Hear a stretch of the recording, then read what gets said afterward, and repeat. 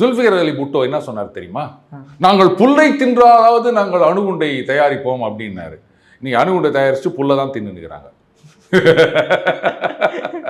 So புல்லை தின்று அணுகுண்டை தயாரிக்கல, அணுகுண்டை தயாரிச்சுட்டு புல்லை தின்ற நிலைமைக்கு வந்துட்டானுங்க.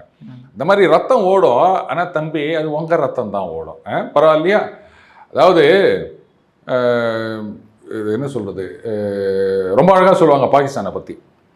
ஒரு நாட்டுக்கு சொந்தமாக இராணுவம் இருந்தது அப்படின்னு சொன்னா இருக்கணும், அதுதான் முறை. ஆனால் ஒரு இராணுவம் ஒரு நாட்டை வச்சிருக்குது அப்படின்னா அது பாகிஸ்தான் சொல்லுவாங்க. அது ஒரு நாடு கிடையாது. இன்னைக்கும் பார்த்தீங்கன்னா அது அமீர் முனீரா, அந்த ஆர்மி சீஃப், அவருக்கு டேர்ம் முடிய போகுதுன்னு சொல்றாங்க. அதனால கடைசி காலத்தில் ஏதாவது குழப்பத்தை இது பண்ணிட்டு, அதாவது பாகிஸ்தான் ஆர்மியில் என்ன ப்ரொசீஜர் அப்படின்னு கேட்டிங்கன்னா, யாரை நியமிப்பது அப்படின்றத அவங்களே தான் முடிவு பண்ணுவாங்க. அரசாங்கம் கிடையாது.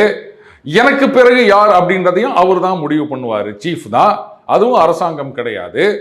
அது மட்டும் இல்லை, அரசாங்கத்தில் என்னென்ன மாதிரி திட்டங்கள் கொண்டு வரணும், சட்டங்கள் கொண்டு வரணும் அப்படின்றதையும் அவங்க தான் முடிவு பண்ணுவாங்க.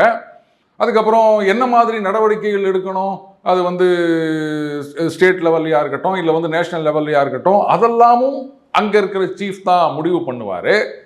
ஆனால் அவங்கள பிரைம் மினிஸ்டரோ பிரசிடென்ட்டோ அவங்க யாரும் கண்ட்ரோல் பண்ண முடியாது.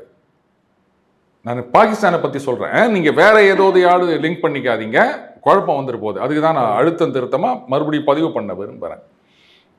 இப்போ சமீபத்தில் பார்த்தீங்கன்னா ஏதோ இந்த ஃபினான்ஷியல் ஃப்ராடு பண்ணுறவங்க அவங்களுக்கு எதிராக ஒரு நடவடிக்கை எடுத்தாங்க ஆர்மி.